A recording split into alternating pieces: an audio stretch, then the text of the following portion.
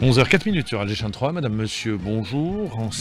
Pour ce Football Magazine, au sommaire, le tirage au sort de la Coupe d'Afrique des Nations, l'Algérie dans le groupe E, dans un groupe abordable, en compagnie du Burkina Faso, des retrouvailles, du Soudan, de la Guinée équatoriale. Ça nous rappelle un mauvais souvenir, la Guinée équatoriale. Et puis dans un groupe qu'on pourrait qualifier du groupe de la mort sur ce tirage au sort, il regroupe l'Égypte, l'Afrique du Sud, l'Angola et le Zimbabwe.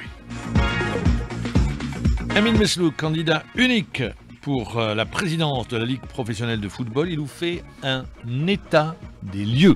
Et on reviendra également sur cette décision de la Confédération africaine de football d'autoriser un joueur ayant déjà évolué en Champions League avec un club, de pouvoir dans la même saison changer de club et toujours participer à cette compétition. Est-ce que cela va entraîner justement un mouvement ou des recrutements du côté de notre seul représentant ou de nos seuls représentants sur les compétitions africaines, à savoir le Mouloudia d'Alger, l'USMA d'Alger et le CS Constantine. Le Mouloudia d'Oran en reconstruction, une équipe du Mouloudia d'Oran qui devrait faire appel, ou qui a fait appel à l'ex-entraîneur du CRB, en l'occurrence Abdelkader Amalani, mais également qui pourrait être très actif, ou qui est très actif sur le marché des transferts. Le CRB sur courant alternatif qui alterne le bon et le moins bon. Vainqueur du Paradou, le CRB hier a été battu par le CS Constantine, 2-0. Le mercato se termine ce 5 février. Allons-nous assister à des mouvements ou disons à une accélération d'achat sur les 5 prochains jours? On le saura avec Karim qui nous appellera, qui est manager de joueurs et qui sera avec nous en direct à partir de Paris. Voilà donc pour le sommaire de cette émission réalisée par Foued Hamadi. Pour débuter, on va revenir tout d'abord avec le tirage au sort. Pour en parler, il est avec nous en direct. Tawfiq Qureshi, bonjour. Bonjour, Mohamed. Vous restez avec nous, Tawfiq Qureshi. Ce tirage au sort, je le rappelle, Burkina Faso, des retrouvailles, la Guinée équatoriale, un très mauvais souvenir, et le Soudan. C'est la première fois qu'on affronte le Soudan sur une phase finale de Coupe d'Afrique des Nations. Pour en parler, Rostom Yahya Cherif, il y a eu des réactions sur ce tirage au sort. Bonjour. Bonjour Mam, tout à fait. Un tirage au sort équilibré pour la sélection nationale qui hérite du groupe E, les coéquipiers de Rami Belsebaini qui entameront la compétition le mercredi 24 décembre face au Soudan, dont il s'agit de la 10e participation. Les Faucons de Judienne se sont qualifiés grâce à la 2e place décrochée dans le groupe F avec 8 points derrière l'Angola avec un bilan de 2 victoires, 2 nuls et 2 défaites. Le Soudan qui signe son retour sur la scène continentale après avoir brillé par son absence lors de la précédente édition. Je rappelle, le Soudan vainqueur de l'édition de 1970. L'Algérie et le Soudan vont s'affronter pour la première fois en phase finale de la CAN. Auparavant, les deux équipes s'étaient rencontrées à 7 reprises. 6 matchs officiels et un match amical. L'Algérie compte 3 victoires contre une défaite alors que 3 matchs se sont soldés sur un score nul. Le choc qui nous intéresse, c'est le deuxième match, celui du Burkina Faso, des retrouvailles. Vous dites le choc qui nous intéresse, vous savez, moi. Enfin, tous les matchs nous intéressent, c'est vrai. Tous les matchs sont importants et on doit retenir de nos erreurs des 2 dernières éditions. Avec ce choc du groupe E qui se jouera le dimanche 28 décembre entre l'Algérie et le Burkina Faso dans une véritable affiche, comme ce fut le cas lors de la CAN 2024 en Côte d'Ivoire.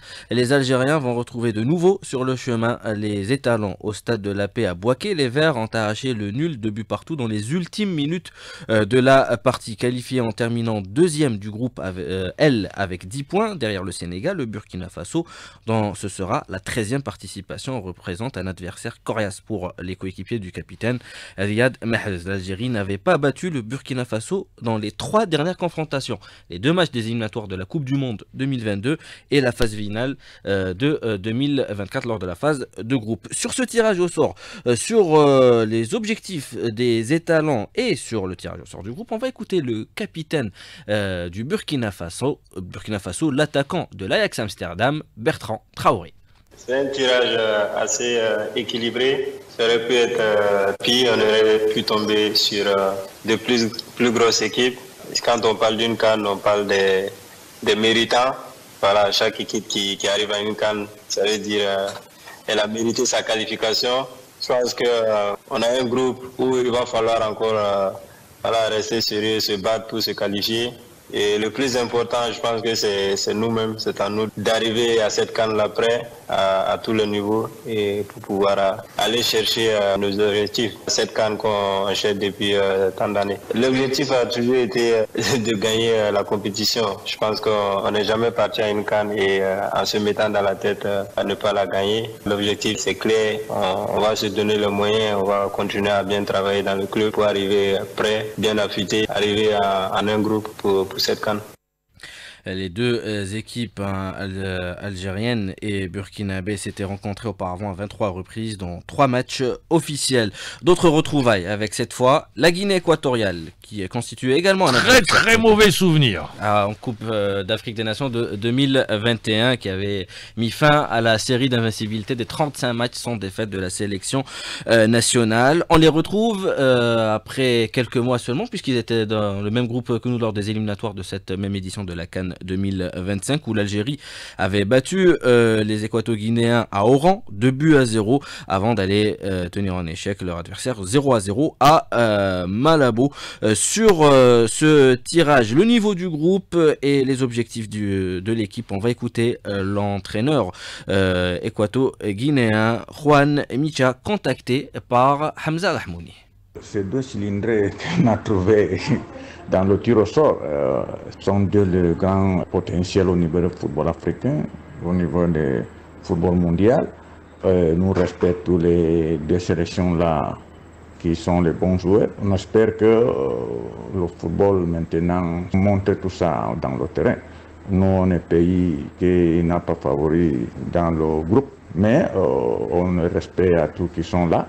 Et on va essayer de préparer bien et affronter ces compétitions. L'objectif pour la Guinée, c'est préparer pour affronter bien la compétition, montrer son capacité. Si c'est possible, trouver la possibilité de trouver la qualification dans le groupe. On ne vient pas pour passer le temps, on vient pour montrer notre compétence. Et je crois que tout question vient se préparer, montrer un peu le niveau et voir si on peut trouver la possibilité de la qualification dans le groupe. C'était Juan Micha, l'entraîneur, le sélectionneur national de la Guinée équatoriale. Il faut rappeler qu'en 4 participations en Coupe d'Afrique, la Guinée équatoriale a toujours atteint au minimum les 8e de finale de la CAN, comme ce fut le cas lors de la précédente édition. Demi-finaliste en 2015, c'était à domicile en Guinée équatoriale où ils avaient fini d'ailleurs à la 4e place lors de cette édition.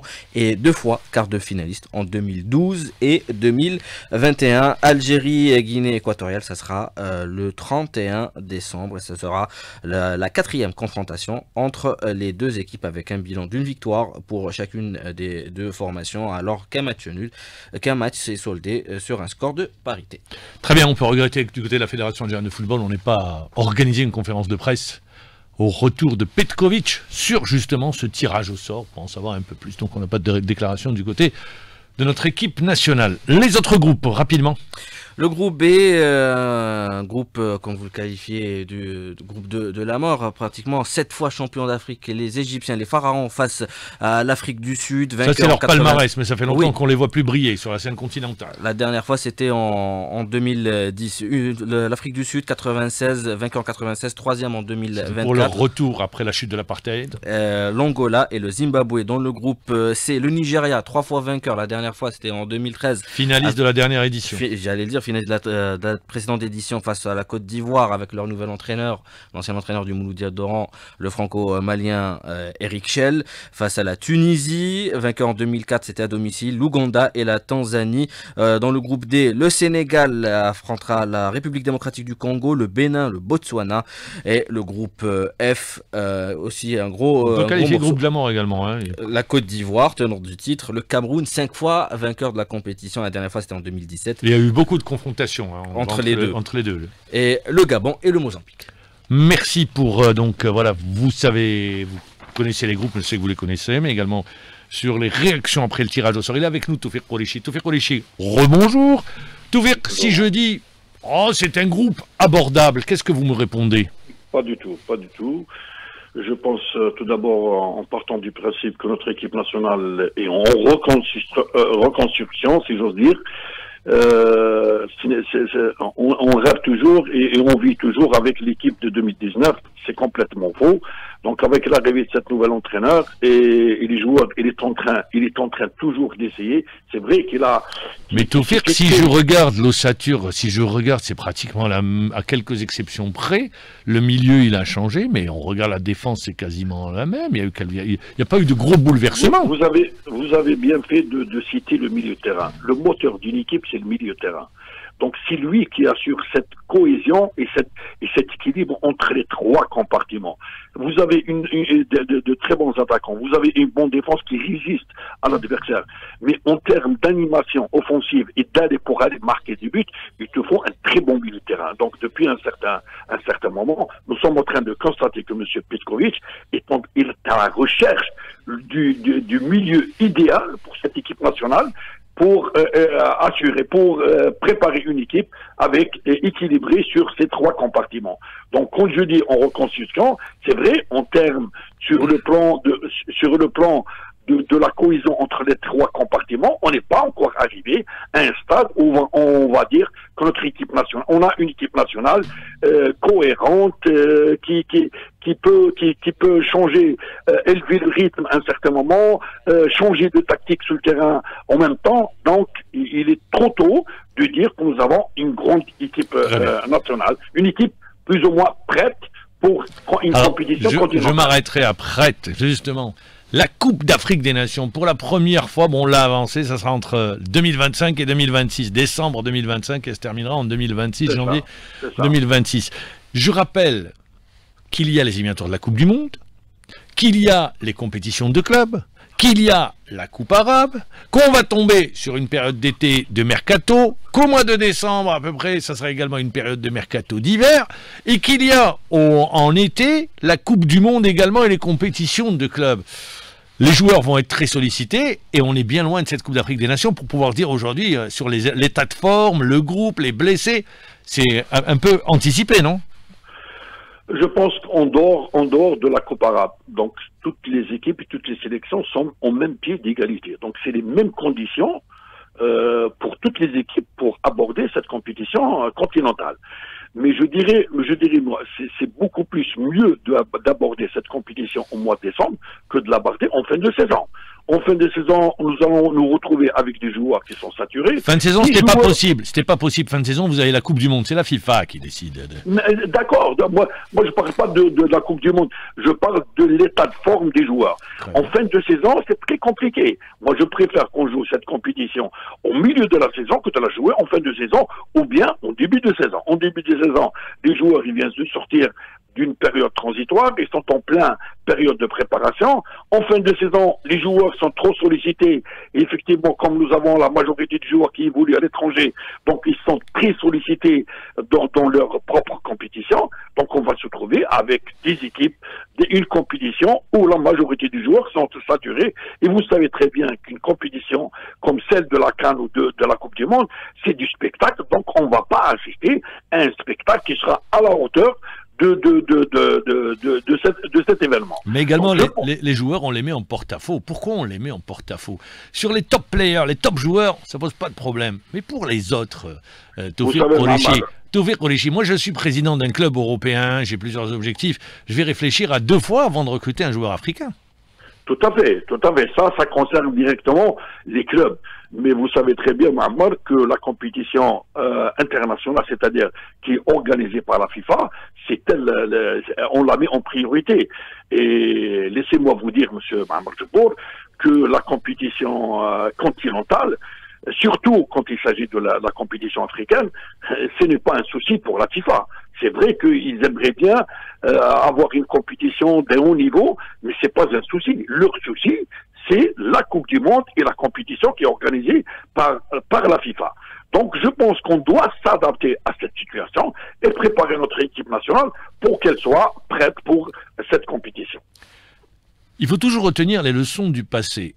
Et on a une bonne mémoire. Coupe arabe, l'Algérie vainqueur de la Coupe arabe. Au début, ça devait être que les joueurs locaux. Et puis après, on a fait appel à des joueurs évoluant à l'étranger. Rappelez-vous, au Qatar. Tout à fait. Très bien. Mais la suite, vous la connaissez. La suite, ces joueurs, quand ils sont arrivés, parce qu'il y avait la Coupe d'Afrique des Nations qui suivait tout juste après, sur le plan émotionnel, l'ascenseur émotionnel, eh bien, entre la Coupe arabe et la Coupe d'Afrique des Nations, les joueurs n'avaient pas très bien récupéré. Et ça a été après une catastrophe. Donc on a été sorti au premier tour. Et là, on va retomber, je pense, dans les mêmes conditions, sur les mêmes conditions. Il faudra faire des choix, et des choix très forts.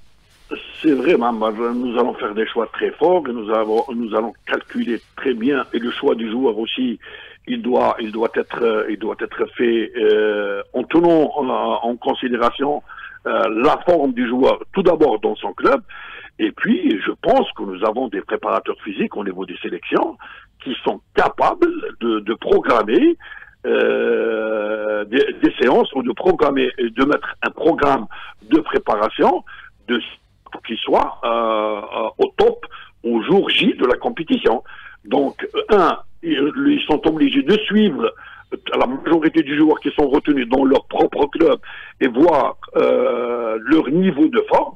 Et je pense, à leur arrivée à la veille de la compétition, je dis que le stage qui précède le dernier stage avant la CAN, je pense, là, il doit faire des voir quels sont les joueurs qui sont capables de résister à des exigences de la compétition africaine aujourd'hui.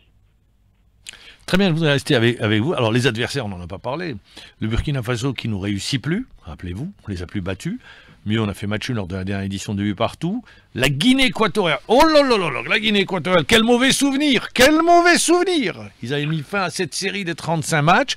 Et puis le Soudan qu'on va affronter pour la première fois. Pourquoi je rappelle, il est bon de rappeler nos adversaires, les favoris, on pourrait dire comme ça de prime abord, c'est l'Algérie et le Burkina Faso, mais on l'a vu. Les deux dernières éditions, on a été sortis au premier tour. Moi, personnellement, je ne crois pas aux favoris sur une feuille, c'est-à-dire sur le plan théorique. La réalité du terrain, on la voit sur le terrain. Donc, maintenant, le football africain a évolué. C'est vrai que on est arrivé à un certain niveau pour les grandes nations, mais les petites nations et les moyennes nations commencent à arriver presque au même niveau que les grandes nations en Afrique. Donc le niveau se rapproche de plus en plus et les gens commencent à travailler. Non mais surtout sur un tournoi. On l'a vu sur la gestion d'un tournoi. Vous avez bien fait de le dire. La gestion d'un tournoi n'est pas la gestion d'une compétition quotidienne, c'est-à-dire dans un club, ou la gestion d'une qualification sur un match aller et un match retour. Donc là, les compétences ou la compétence des staffs techniques doit se mettre en valeur pour montrer, pour faire preuve d'une qualification de haut niveau pour mettre les joueurs au jour J dans les meilleures conditions possibles, surtout sur le plan physique. Parce que sur le plan tactique, bon, il y a beaucoup de choses à faire, mais les craintes des différents sélectionneurs, c'est est-ce que les joueurs sont capables de résister aux exigences de la compétition ou non.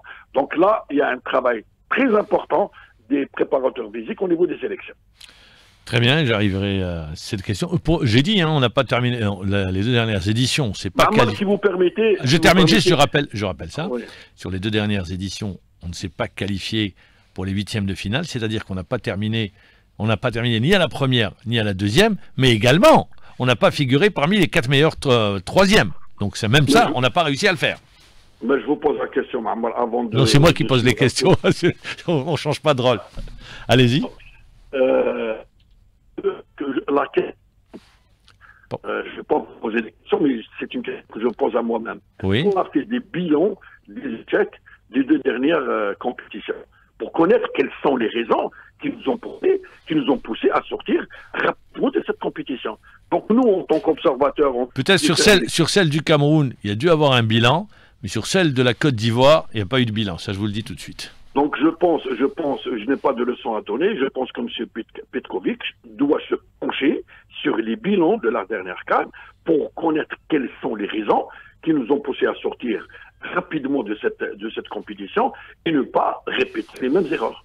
Donc en termes de préparation physique, J'insiste sur ce Je point-là. rappelle que l'équipe était partie en stage au Tchad pendant une dizaine de jours, et puis après ils avaient rejoint la Côte d'Ivoire. Allez-y, Hamza Rahmouni, vous voulez dire quelque chose? C'est en Guinée équatoriale. En Guinée équatoriale? Non, il me semble que c'était au Tchad. Hein. Non, c'est pas au Tchad. Guinée équatoriale? D'accord, en C'était Guinée équatoriale. Très bien, j'ai confondu. Donc, ce que je voulais dire quand j'ai abordé le côté du préparateur physique, donc le préparateur physique de l'équipe nationale, ce n'est pas celui qui prépare les joueurs. Les joueurs se préparent dans leur club. Mais lui, à lui de faire des tests et détecter le niveau de forme des joueurs pour essayer de remédier durant les stages qui restent avant la CAN, ce déficit de préparation physique et mettre les joueurs dans les meilleures conditions possibles sur le plan physique. Très bien, si je vous demandais un favori, vous me dites?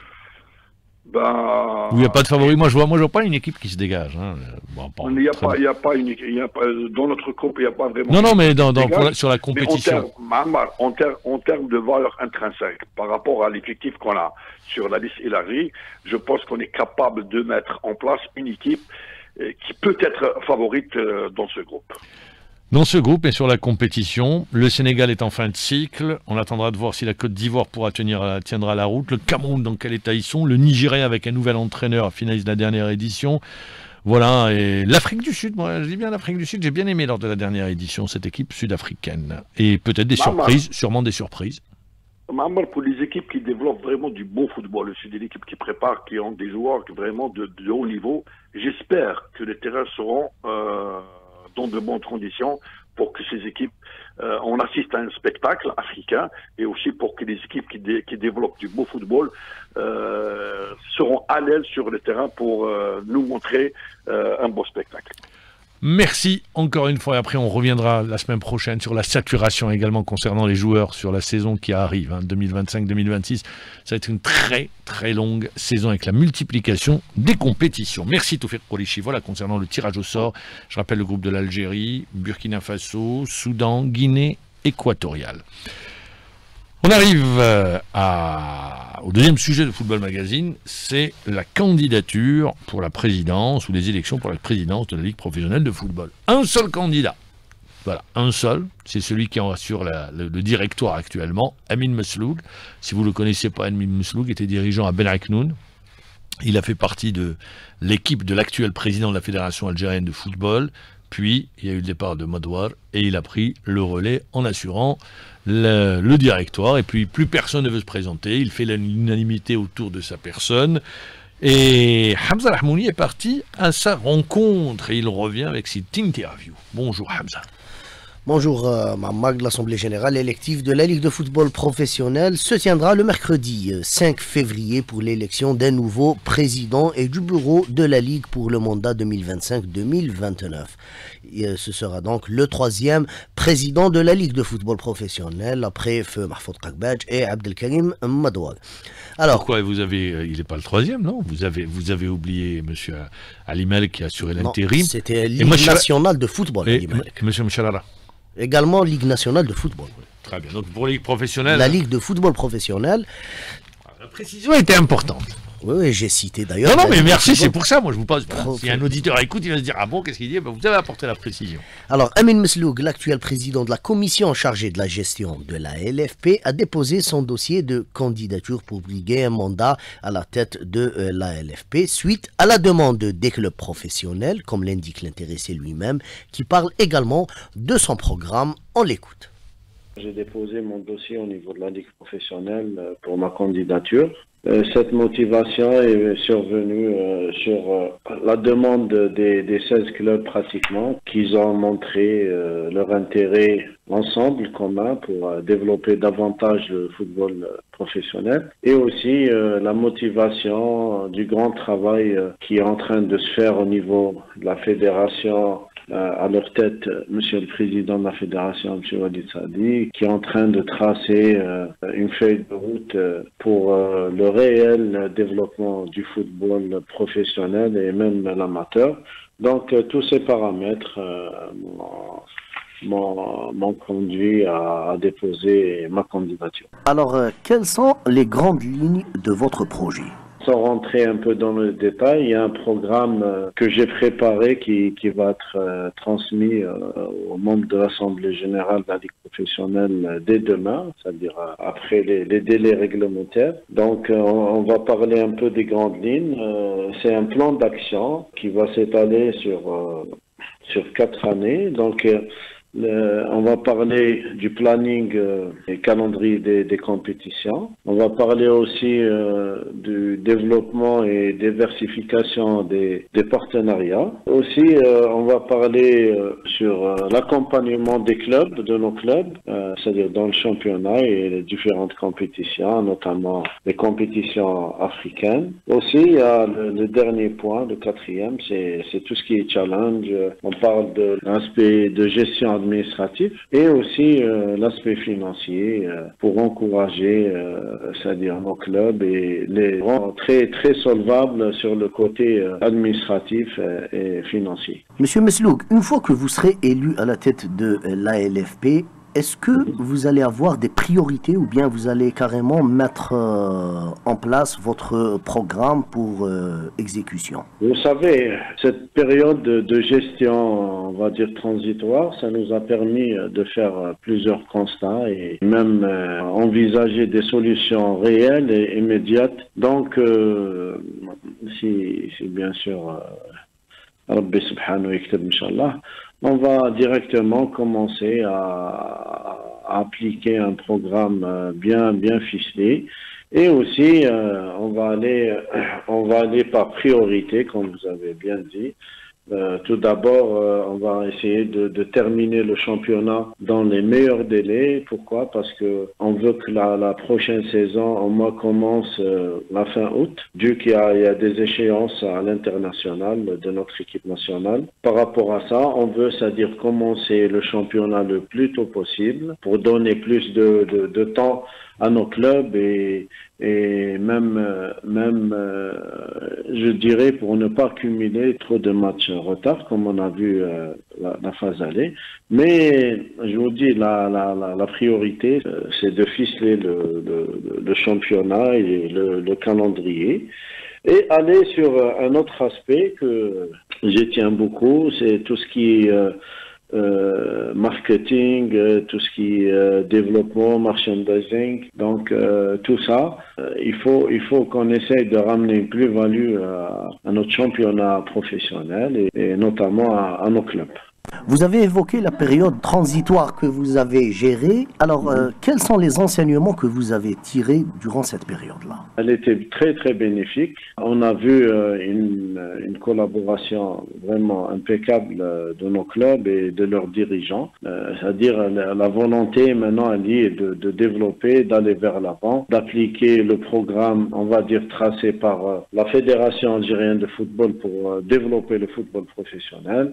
On parle aussi, comme vous avez certainement entendu, des académies et aller vers la formation et aussi rationalisation de gestion financière, harmoniser aussi l'aspect administratif dans nos clubs professionnels, tout ça.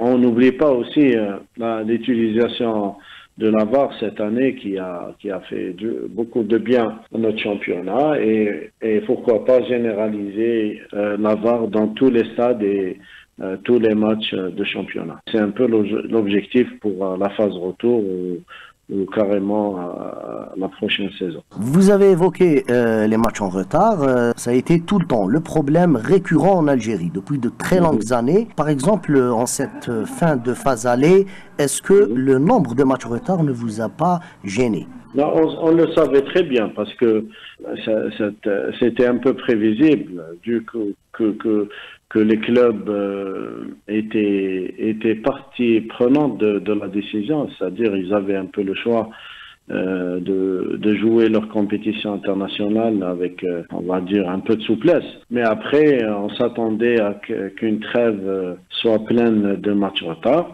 Maintenant, il faut penser à la phase retour, vu qu'il reste, je pense, 4 matchs retard. Le dernier match retard, il va se jouer le 5 février. Et la reprise de la phase retour, elle va être entre le 11 et le 12 février prochain. Donc, on va penser maintenant à finir le championnat dans les temps, dans les délais. Vous savez, surtout pour commencer la saison prochaine avec toute objectivité. Est-ce que dans votre programme, vous ne comptez pas aller droit au but? C'est-à-dire, pour les clubs qui participent aux compétitions africaines, ils ont 27 joueurs, donc là, il faudra appliquer carrément la règle des 72 heures et ça permettra aussi à tous les joueurs d'avoir du temps de jeu. C'est ça l'objectif. Vous avez un peu souligné le sujet, c'est de donner plus de perspective aux autres joueurs, notamment les joueurs de la réserve, au U21. On va ensemble, bien sûr, dès qu'on termine le championnat, on va essayer de se rencontrer avec tous les concernés. On va essayer de voir comment éviter, soit aller à 72 heures avant le match international ou aller carrément, c'est-à-dire jouer le match retard dans le mois c'est-à-dire dans le mois de la compétition internationale. Donc tout ça va permettre de réduire et utiliser d'autres joueurs, notamment les joueurs de la réserve. Et comme ça, ils auront plus de temps de jeu, plus de visibilité. Ils pourront plus s'exprimer avec leur équipe senior. Tout ça rentre dans une politique de développement et de donner plus de chance à nos jeunes talents. Vous avez évoqué la VAR, vous souhaitez la généraliser dans tous les stades. Cela passe par un cahier des charges, bien évidemment, puisque vous savez bien qu'il y a un problème d'infrastructure. Certains ne répondent pas aux normes. Qu'est-ce que vous allez faire? Alors, on est en train de faire une étude sur cette problématique, notamment trouver des solutions adéquates pour utilisation de la VAR dans tous les stades. Même dans les stades, on trouve des difficultés à utiliser cette technique. Nous sommes en train de finaliser ce projet. Ce projet va être présenté bientôt au niveau de la fédération pour finaliser carrément.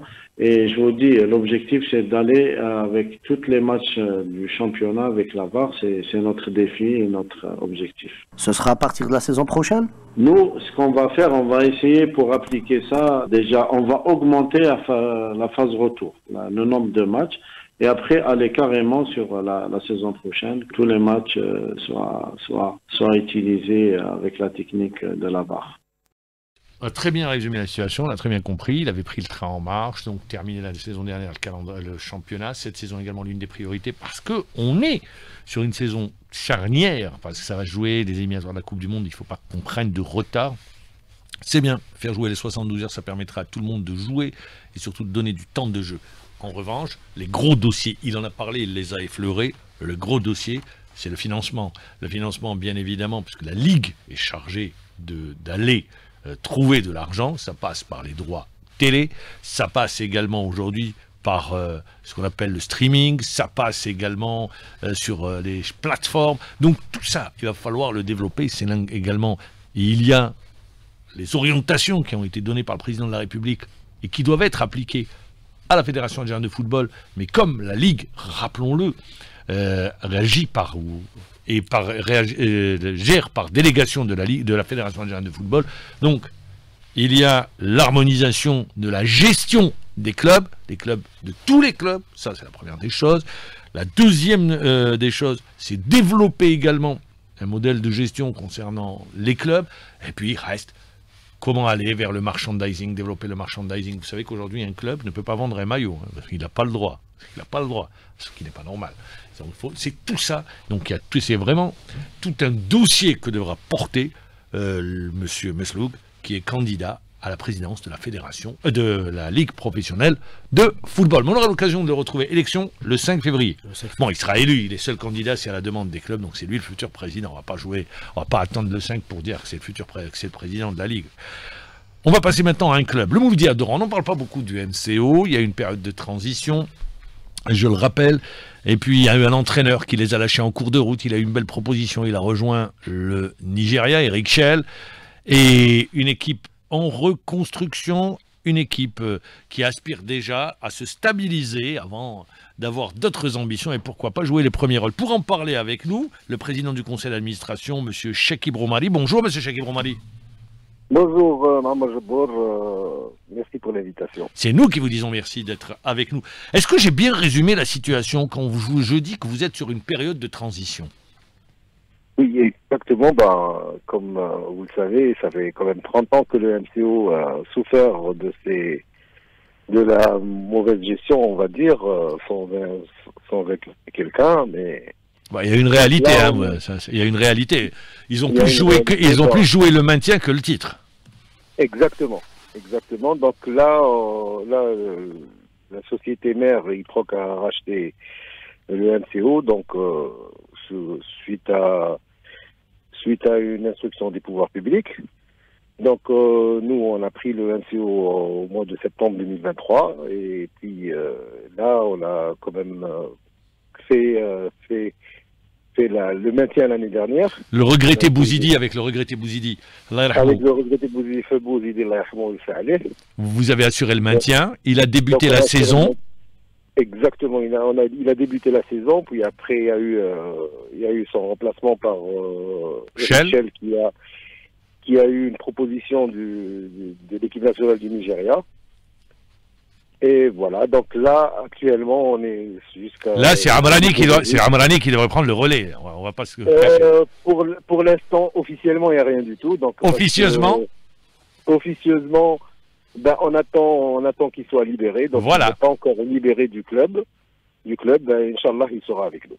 Très bien. Mais également, alors, vous avez pris en 2023, vous avez recruté durant l'été, le mercato d'été, mais l'équipe n'est pas arrivée à se stabiliser. C'est dû au fait de ce changement d'effectifs, remaniement d'effectifs, parce que vous avez été très actif sur le marché des transferts, et puis également cette instabilité technique. C'est comme ça que vous l'expliquez?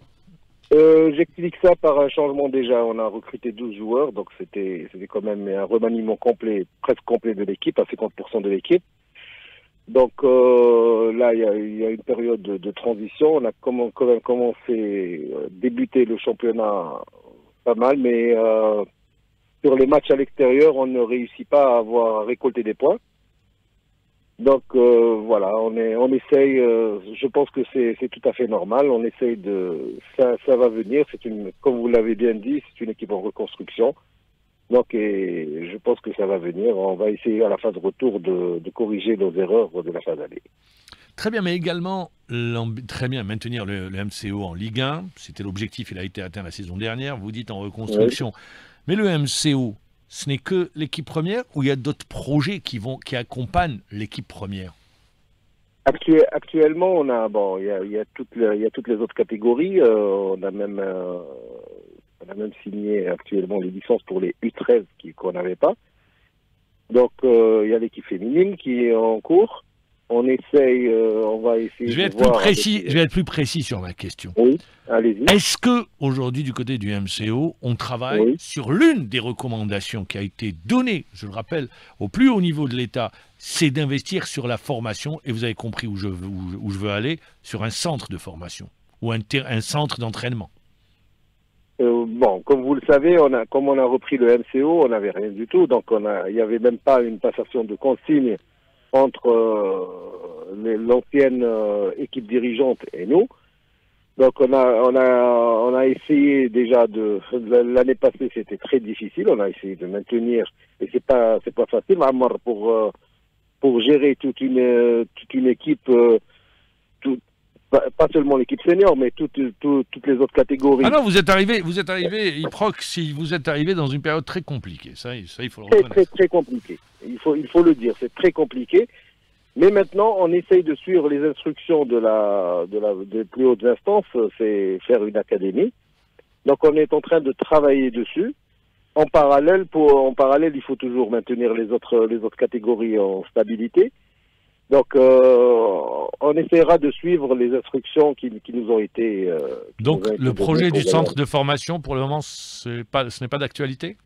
Non, c'est d'actualité. C'est d'actualité. On est en train de discuter avec les autres instances pour trouver déjà... On n'a même pas trouvé si on avait un terrain ou pas, pour vous le dire. C'est la vérité. On sait... Faut voir avec le Wali Doran. Le Wali Doran, on l'a contacté. On a essayé de voir avec les différentes instances, comme les différentes daïras, Bir El-Jir, Senia et tout, pour savoir quels sont les biens du MCO. Donc on sait qu'il y a un terrain, mais on le retrouve pas. Mais je pense que là maintenant on va trouver ça et on va commencer à faire. Vous êtes domicilié au stade Miloud Hetfi. Exactement. Très bien. Est-ce qu'aujourd'hui vous sentez un retour des supporters? Vous constatez, oui. Pas vous sentez, vous constatez. Oui, on constate le retour des supporters, on l'a constaté. D'ailleurs, il affichait à peu près à 20 000, 25 000 supporters chaque match. Et malheureusement, on a eu ce huis clos. Bon, le huis clos, ça va encore affaiblir cette... Ça, le huis clos, c'est dû au comportement des supporters. Hein. Et là, ça, il faut que... Non, mais... Oui. Non, je suis entièrement d'accord. Mais je veux dire, c'est pas qui est coupable.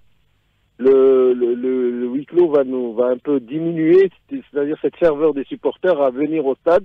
Mais ça va reprendre, je pense, avec les matchs. Très bien. Alors, vous êtes au stade Miloud Hetfi, vous dites à peu près 20 000, 25 000. Vous percevez quel montant sur les recettes, en pourcentage à peu près? 5% des recettes, 10%? On n'a pas encore perçu d'argent jusqu'à présent. Rien du tout. Et logiquement, c'est du 15%. 15% alors que vous faites le spectacle? Exactement. Très bien. Malheureusement, c'est comme ça. Oui, non, mais je pose la question parce qu'aujourd'hui, c'est une question vraiment d'actualité. Pour tous les clubs, chaque centime compte.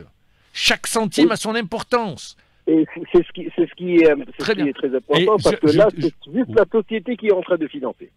Très bien. Non, pourquoi? Parce que c'est vrai qu'il pourrait y avoir des conventions entre les clubs et l'office du complexe, ceux qui gèrent, par exemple, le complexe Miloud Hetfi, pour permettre, je ne sais pas, peut-être que le MCO doit payer le jour où il joue, et après, une location, et après, il récupère entièrement la recette. Voilà.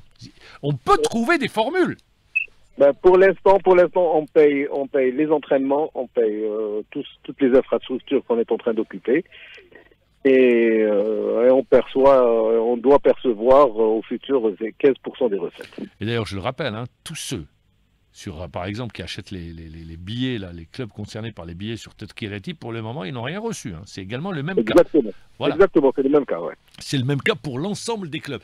Et sur la gestion des clubs, je vous donne une information, et ça devrait se voir concrétiser dans les prochains jours. On devrait aller vers une très grande entreprise chargée de la gestion des clubs, des stades, je voulais dire, des grands stades. Que ce soit le Saint-Juillet, que ce soit le Miloud Hetfi, également le Barraqi, tous ces stades-là. Tizi Ouzou également. On devrait aller vers une très grande entreprise, de telle sorte de faire en sorte que le stade soit rentable. Le stade soit, qu'on loue ce qui existe, les locaux, qu'on loue le jour des matchs, quoi. Il y aura une formule qui sera mise en place dans les prochains jours. Voilà, je vous donne déjà... Oui. On espère que ça aidera un peu les clubs. Très bien. Que cette formule soit du gagnant-gagnant pour le stade et pour les clubs. Très bien. Donc, et je voudrais continuer avec vous. Alors, on est en pleine période de mercato. Ça va bouger chez vous, du côté du MCO? Oui, on a... Il y a Bourdim déjà qui est arrivé chez vous. Il y a Bourdim qui est arrivé. Il y aura 2 joueurs. Aujourd'hui, Inch'Allah, on aura 2 joueurs qui Hassan Khoudja? Il y a Hassan Khoudja et il y a Aziz Moulay.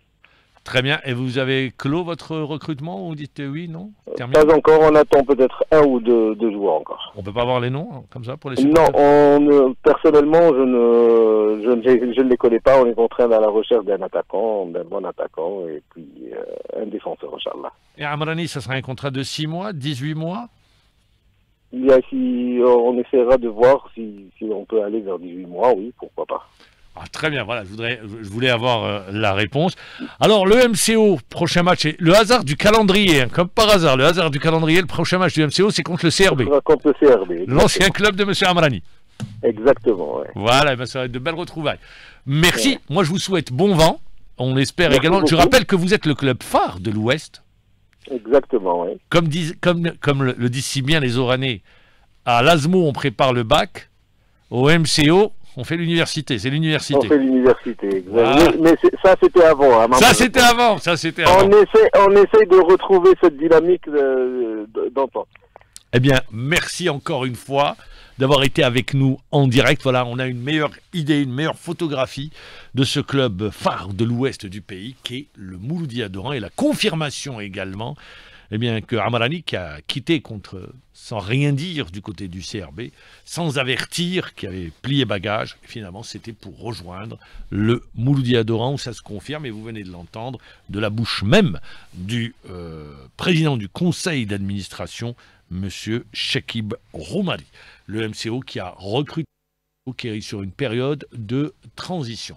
11h49 avec sur Alger 3. Je vous le disais en titre, le CRB sur courant alternatif. Le CRB qui alterne le bon et le moins bon. Hier, le CRB battu 2-0 au stade du Saint-Juillet par le CS Constantine. Avec nous, celui qui assure l'intérim, Samir Houhou. Samir Houhou, bonjour. Bonjour maman. Ça va, vous allez bien? Très bien, merci. Samir Houhou, si je vous dis hier, c'était peut-être l'un des plus mauvais matchs du CRB, qu'est-ce que vous me répondez? Oui, absolument, je confirme. Dans l'ensemble, on n'a pas été bon. C'est vrai, si je peux faire une petite analyse du match, je pense qu'on avait quelques occasions avant que le CLC marque. C'est des occasions franches, mais on est tombé sur un bon gardien qui était dans son jour. Mais maman, il y avait beaucoup de déchets dans le jeu. Il y avait beaucoup de mauvais contrôles, de mauvaises passes, ce qui a donné un peu de confiance à cette équipe expérimentée du CSC et qui nous a mis en difficulté. Alors très bien, vous l'avez dit, beaucoup de déchets dans le jeu, c'était très approximatif, il y a eu des occasions de but, mais dans le même temps également, on notera que du côté du CRB, il y a, en l'absence de Keddad et de Haddad, alors Haddad, je vous pose la question, est-ce que vous avez des informations le concernant, est-ce qu'il a quitté le CRB ou bien il est toujours au CRB? Parce qu'on l'annonce en Libye. Bon, j'ai entendu ça, maman, mais franchement, j'ai pas très bien. Donc vous avez dû composer avec une nouvelle charnière centrale. Bien sûr, mais il y avait 4 absents, maman, carrément des titulaires. Il y avait Keddad, Haddad, Selmi et Mziane. Donc c'est des titulaires indiscutables. Et leur absence nous a vraiment handicapés, franchement.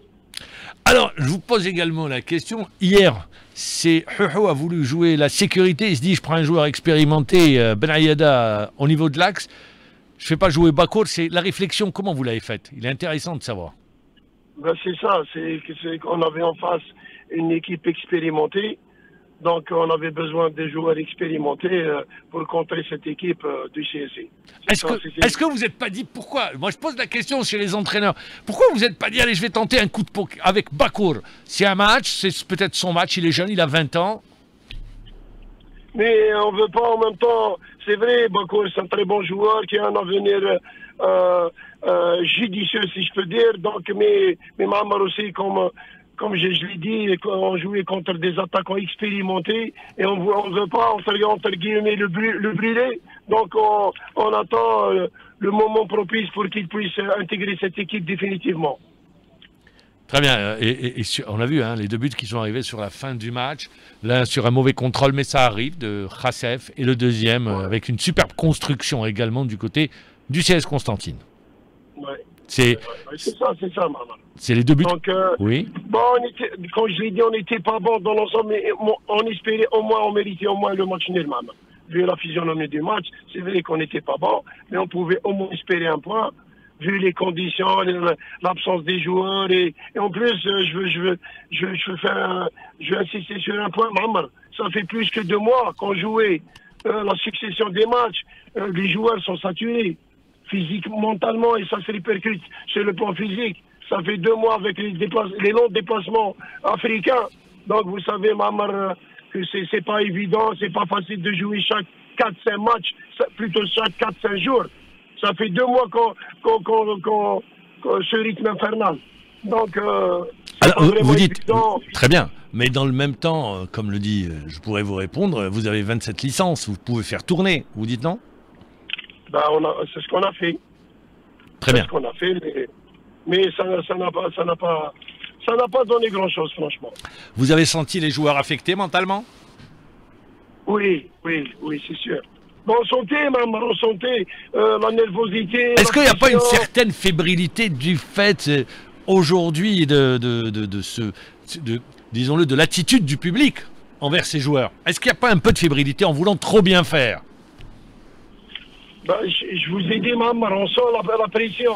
Quand même, le public a exercé une certaine pression sur les joueurs et on l'a senti. On l'a senti avant le match, pendant le match. Il y a moins de confiance, les joueurs ne prenaient pas l'initiative. Donc tout ça, c'est du fait de la pression. On l'a senti, quand je vous l'ai dit, maintenant, franchement. Très bien, maintenant, alors vous avez le match du MCO. Vous allez retrouver celui qui était votre entraîneur en chef, Amrani. Ça, c'est un beau duel. C'est certainement. J'espère, maman, qu'on va se ressaisir dans ce match. On va essayer de parler aux joueurs, surtout sur le plan mental, parce qu'on n'a pas assez de temps pour s'entraîner. Donc, ça va se jouer beaucoup plus sur le plan mental et des séances de récupération, à commencer par aujourd'hui. Donc, on n'a même pas le temps de récupérer. On reprend aujourd'hui. On va essayer quand même de se ressaisir et faire le maximum pour revenir avec un bon résultat.